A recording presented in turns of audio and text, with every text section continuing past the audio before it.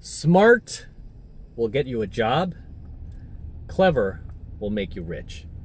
What do I mean by that? What I mean by that is, believe it or not, I am not the smartest guy. I did not do well in school, fellas. I was a pretty bad student. My siblings actually did better than me. Actually, most people in my family did better than me in school, right? My brother was, both of them actually, were on the honor roll. Both my sisters were on the honor roll, right? And my parents would always be like, what's wrong with you? How come you can't get on the honor roll? I think I got on there one time in my life. It was so mentally draining. It was so much work. I had to study so hard, and I'm like, I can't do this. I can't keep this up. Next report card, I brought back that 1.8, 2.0 GPA that I normally bring, enough to pass, and my dad's like, what happened? And I'm like, it's just too hard, Dad. I don't think this is for me, right? And so I knew that I would never make it with school, right? I knew I had to figure something else out. And, you know, if you're in this situation, you probably do too, right? But one thing I realized, and one thing one of my mentors told me, who was an entrepreneur back then, and that was my brother-in-law, Chris, who had a successful business, and he had a top-down Mercedes and all the, you know, I mean, was making a lot of money at that time. He said, I used to tell him, I'm like struggling in school, man. I'm like, you know, my family keeps telling me that I'm gonna end up like a bum, and he would always say, don't worry so much about school. I'm like, really? What about my grades? What about these tests? What about college? And even though I did go to college, and that was a miracle that I got into. But regardless, he goes, don't worry about school so much. And I said, why? And he goes, because just being smart, all that's going to do is get you a job. All you're going to do is get a job. And I'm like, isn't that what I want? He goes, no, you want to be clever. I go, why? He goes, well, I go, will clever get me a job? He goes, no, clever won't get you a job. Clever will make you rich. And I'm like, really? That's my response. Really? I can get rich? I don't have to be smart. I don't have to have a degree. I don't have to go to school. And he's like, no, you should go to school, but just go to school for the social aspect. He goes, you want to go to prom and stuff like that, your dances. He goes, you got yourself a pretty girlfriend. I did. Like, my high school girlfriend was like really pretty back then. Cute blonde girl, blue eyes, Irish girl. So he was like, no, go to those dances, enjoy them and everything, but don't stress so much out about school, or I might not get into college. Or he goes, don't waste your time with that. He's like, save your mental energy. Save your gray hairs until you start running a business. And he goes, that's when you'll need it. He goes, because smart will only get you a job, but clever will make you rich. And he would always say, you can be the biggest dumbass on the planet and still get rich if you're clever, right? You can have the worst grades on the planet and still get rich if you're clever. But, you know, you can't be a dumbass and get a good job, right? You can't, like, you know, suck at school and get a good job, much less get into a good college, right? You can't do that. So I knew immediately, like, that was not going to be my path, and I needed to do something entrepreneurial. And I've always done entrepreneurial things. I failed at most of them in the 90s, and then finally succeeded after my corporate job, because once I took a corporate job, and that was also astonishing that I got that job. I don't know if I told you that how I got that job, but I got my corporate job because essentially I was trying to get a high-paying job, right? It was paying six figures, and there were a lot of candidates who wanted that job, and I knew that I probably can't compete with their schools, their degrees, their resumes. So what I did was I stalked the hiring manager. So I was one of the last ones to interview with her, and I remember this was at Rincon Center downtown San Francisco. That's where my job was, the Fortune 100 I ended up working for. So I interviewed with her. It went decent. I thought she liked me, and I thought I had a, you know, I knew I could do the job if I could just get the chance. So what I did was I kind of went like Pursuit of Happiness style, where I went downstairs. there was a Subway there at the time, might still be there, but I sat at the Subway and I kind of stalked her and waited for her to come down the elevator because I was pretty positive she was going to go to the BART, and I wanted a chance to walk her there and talk to her. And so after like 45 minutes, she finally came down. I got up and just casually acted as if I was just like finishing my Subway. Oh, hey, there you go, Victoria. That was her name too, by the way. It was Victoria. And Victoria, oh wow, what a coincidence. Sure. And she was like, oh, hi, Matt, you know, and I was like, oh, okay, thanks for interviewing me and all this other stuff. I'm just finishing up my sandwich. Oh, are you walking this way? It's a little late. I'm happy to walk you to the BART. Oh, you don't have to do that. I was like, no, I insist. My mother would be really angry with me if I didn't walk you to the BART, right? Being very, very gentlemanly and chivalrous. She's like, okay. So we started walking to the BART, and, you know, and turned out that, like we're talking about, ethnicities, right? And turned out she was from the same town that my mother grew up in. Bingo. So I found a connection, and I started telling her about my mom. Oh, my mom is a school teacher in the SF Unified School District for 35, you know, at that time it was 30 years already, or 25 years, something like that.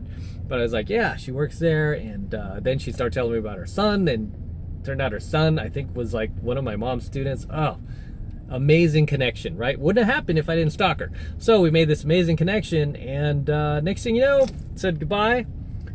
Following day, I get a call back to come back in. Interviewed with her again.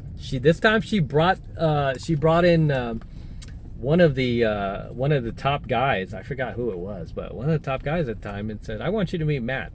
You know, and I think he has shows a lot of promise, and he's you know, he's a very intelligent young man. She doesn't know me that well. And so they ended up hiring me, and I got the job, right? I ended up getting that job. And that job single-handedly pulled me out of debt. It pulled me out of despair. It pulled me out of going, you know, going homeless. My girlfriend had just left me at the time. This was in 2000, not the 2006 one. This was in 2001. After the stock market crash, she left, and you know, that's the one who's living in Hayward now, some like crap poop town out in Hayward. She left me for some guy who had a house, some guy who had shelter, some guy who still had his job. She left me, and so I took the job at AT&T, and it also helped me get over that breakup, because I was like, you know, I was so focused on working, and I mean, the money was so good. I didn't have time to think about, you know, any heartbreak. I was like, I'm making great money. 6 months later, I bought a top-down Mercedes, and I just started stuffing money in my bank account, started paying off all my debt, started fixing my credit. Really, really put me back on the map. And from there, I used all that money when I left my job to start my business that funded me for many years, until I finally went broke and ran out of money. I was like down to my last $500 before I finally started working. Regardless, so I got that job because, not because I was smart, but because I was clever, because I was a hustler, right? I waited for that lady. I was kind of surprised. I thought somebody else would kind of come up with my scheme to wait for her to come downstairs and to walk, you know, to like just sell themselves some more. Nobody did that. I was the only one. I guess everybody was too busy wanting to go home, but I was like, I needed this job, and I got it. All right, but that wasn't from being smart. I'm sure there were better candidates, but she picked me because, you know, she got to know me more, essentially, right? So in life, you will realize that, you know, your levels of intelligence, your IQ, and all this really doesn't matter. What matters is your ability to hustle, your ability to move, your ability to be clever, your ability to outsmart everyone else. And essentially, when I got that job, that's really what I did. I just outsmarted everybody, because nobody else thought to do that. And I was like, okay, they don't want it bad enough. I want it more. I'm gonna wait for this chick to come down. Well, she's not a chick, she's an older woman. She's like my mom's age. I'm gonna wait for this woman to come down, and I'm going to try to sell myself and, you know, make a connection, try to get this job, right? And obviously there's a lot of pickup involved in that, right? But because I had been doing pickup a long time, I had like really good social skills, so I was able to communicate that to her, which was also needed for the job. And she saw my communication skills were top notch, and she even asked, I remember she asked at one point, like, she goes, have you ever done public speaking? And I didn't want to tell her that, yeah, I've taught guys like boot camp. I didn't want to tell her all that, right? But I did tell her, I'm like, somewhat. And then she goes, your communication is really solid. She goes, I really like your communication, your eye contact, your body language, your confidence. She was like, you're made for this. This was something the other candidates might have had, but she didn't know about it because they didn't stick around. They just went to their interview, and like every other dumbass that went there, like was trying to just get the job on their resume alone. And look at my school. I went to Cornell. I went to Syracuse. I didn't go to Cornell or Syracuse, but I got the job. And it pulled me out of the trenches of financial despair and debt for a long time until I started my business. And that's really what funded me and enabled me to start my business, is just because, I've always been a hustler. I've always kind of been, clever like that, because I know I had to make up for it, because I didn't have the scholastic smarts. I was never good at tests. I was never good at memorizing things, and I really never even saw the point of that, right? I never saw the point of like memorizing things. I'm like, I'm gonna forget this anyway. I remember I was in math class, and I would constantly bring my calculator, and the teacher would be like, no calculators. And I'm like, why? She's like, no, because you need to learn how to figure this out on your own. And I'm like, okay, I get that, but when I grow up, I don't think I want to trust my own math. I think I'm going to be using calculators. She was like, nope, do the long division. And I'm like, oh my gosh, this is so inefficient. And I should be learning how to use a calculator even faster and better, but no, they didn't agree with that. But so that was another thing I had, about another thing I didn't like about school was just the ineffectiveness of it. And I'm like, and to this day, running my, my successful business, I use a calculator. What's up, kids? I use a calculator, right? I don't trust my own math. I'm going to use a calculator, right? So regardless, if you're like me and if you're in my situation, you have to take advantage of your strengths and not your weaknesses. Now, you might not be so clever, and you might be smart, right? You might be the opposite. So I need to talk about that real quick. If you are smart and not so much clever, you're not that much of a hustler, you're more of like, a guy who does take a job, you want to get the highest paying job possible, right?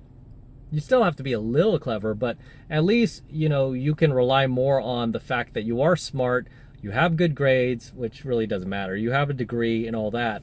And you'll have to rely on that, right? And probably get a job like a software engineer or something like that. But even then, you need to kind of hustle a bit if you want to get with the company that you want, or you want to get the job that you want in the location that you want.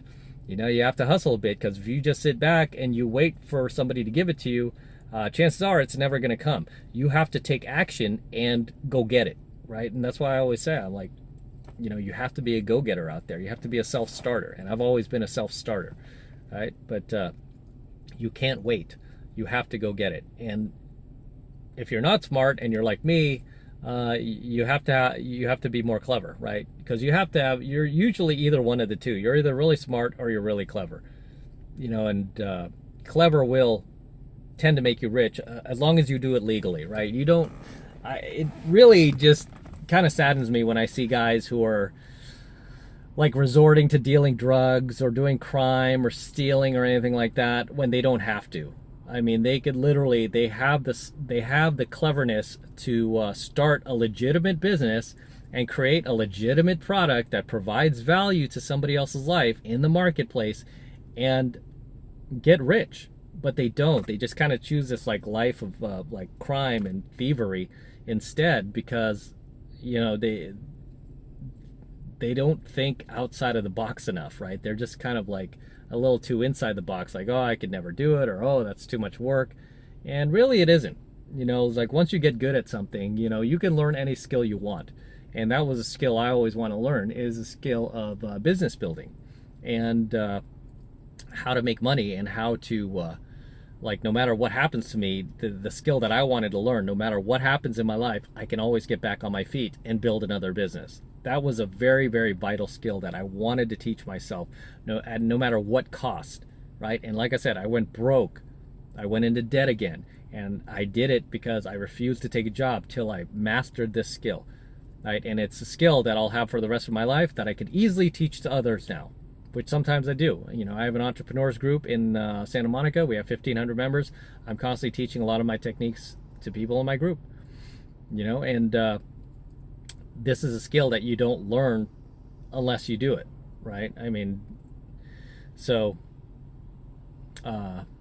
yeah, as I said, as my brother-in-law Chris said, it's not that important to be smart, but if you are, take advantage of it. Okay, take advantage of it and get yourself the best job that you can. Okay, if you're clever, take advantage of it and make as much money as you can. Okay, take advantage. If you're a little bit of both, right? If you're a little bit of both, a little smart and a little clever, and you must take a job, you're not really entrepreneurial, take a sales job, right? Say you don't have a degree, take a sales job. You'll easily earn 6 figures with a proper sales job. And I did that coaching video here on my channel if you want to find it. I think it's called like how to make 6 figures a year without a college degree. You could easily take a sales job, easily kill 6 figures like that. No problem. Okay, it's not that hard, right? You're gonna have to hustle a little bit, but it's not that hard. If you want to, if you don't want to like go out there and, you know, risk your bank account on trying to launch a business. That's another way to do it, is to get a sales job. So, as always, guys, if this added value to your life, drop a comment below. Let me know how I've helped you. Let me know if you have any comments you'd like to share, any experiences you'd like to share. Drop them in the comments below. Excuse me. Always love to see you guys in my comments. Always love to read them. So please feel free to drop those comments below. Until next time, this is Matt Cross from AlphaMaleSecrets signing out. Don't forget to smash that like button below. Also hit the notification bell right next to it so you're notified whenever I release a brand new coaching video here on the YouTube. More importantly, guys, please make sure you subscribe to my channel. Helps me out a ton when you actually subscribe to my AlphaMaleSecrets channel. I've been checking my analytics, man, and too many of you guys are still not yet subscribed to the AlphaMaleSecrets channel here on the YouTube. So please make sure you're subscribed as well. Helps me out with the YouTube algorithm, and you know, just help a brother out and subscribe. And for you guys who love my work and all of this amazing content I'm teaching you here on the AlphaMaleSecrets, the best way to support my work is becoming a premium member of my premium AlphaMaleSecrets channel, which I am hosting on a private platform away from YouTube.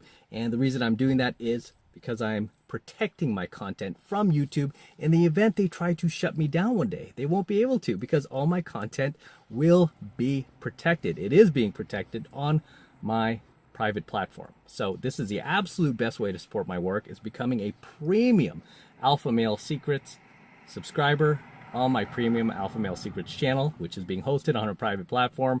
Right now it's only $1 for the entire first month of premium AlphaMaleSecrets content from me. So take advantage of it. Okay, all you need to do is click the link below in my description box. It will take you over to my website where you can get signed up right now. It just takes 2 seconds. So do that now, and I will see you in my next coaching video. I'm out.